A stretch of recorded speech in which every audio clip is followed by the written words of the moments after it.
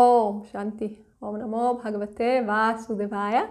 Welcome to another Yoga Small Talk, and we continue with 7 minutes Bhagavad Gita a day.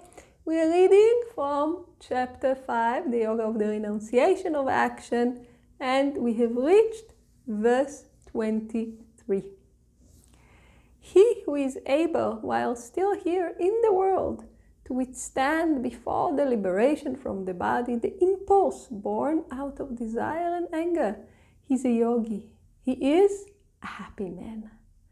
So this verse is continuing verse 22, which told us keep practicing equanimity and gave us a reference to chapter 2, endure. So how do we practice equanimity? And again, we are taken back to the practice. We are reminded, you are not established yet. I gave you the full course of the practice. I showed you the sadhana and the siddhi, but please practice. So we are reminded again and again, practice equanimity. How do we practice this equanimity? Withstanding the impulse of desire and anger. What is desire? Desire is that which we want. In the commentary, Swami Shivananda tells us, he reminds us, the Sanskrit word used here is kama. Kama is used in a general sense.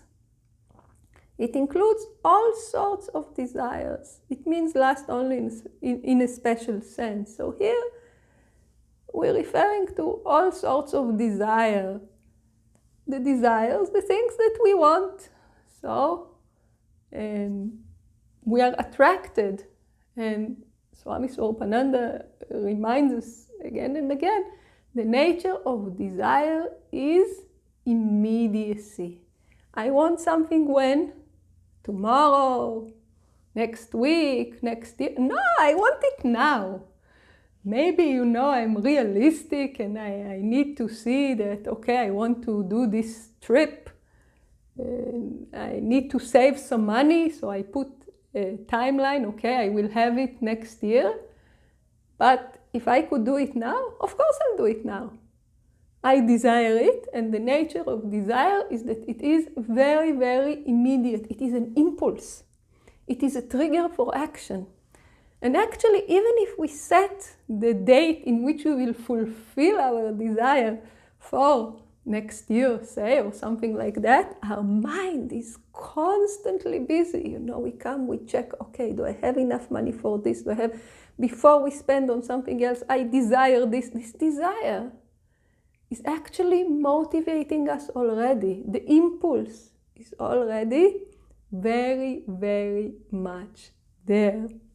And then anger is the opposite. Anger is that which we don't want. So anger is the impulse that triggers us to send away that which we don't want. And Swami Shivananda explains it to us.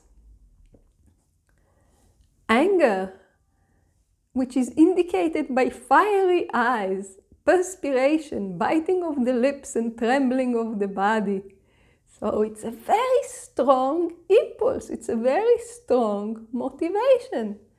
Anger is aversion towards the unpleasant and disagreeable object, which gives pain and which is seen, heard of, or remembered. So we want to put it out of our system. We want it away from our existence. We want it not to exist anymore. And again, it is an impulse.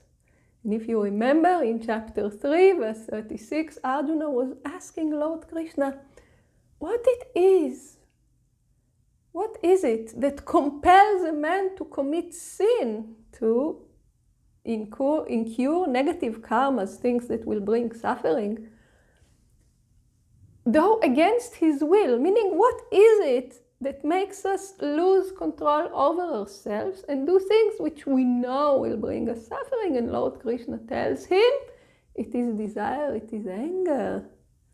So here again, we are referred to it, again, from a little bit of a different angle.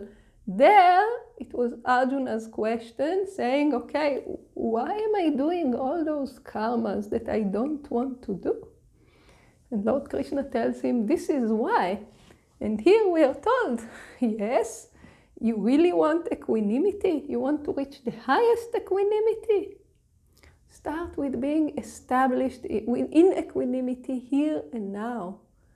When you feel this impulse rising, and in Swami Shivananda's beautiful, beautiful book, Mind, Its Mystery and Control, Its Mysteries and Control, we are taught how to do it. There is also the beautiful book, Thought Power, which gives us techniques of working with the mind to overcome anger, to overcome those impulses. And the third book is how to cultivate virtues and eradicate vices. So, how to overcome impulses.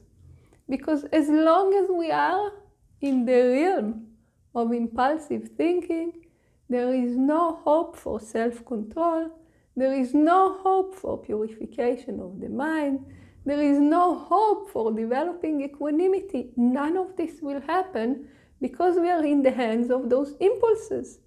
And this impulse is sending me, get this thing immediately, now. And the other impulse is pushing me to shun the thing, get it out of our lives. When? Now.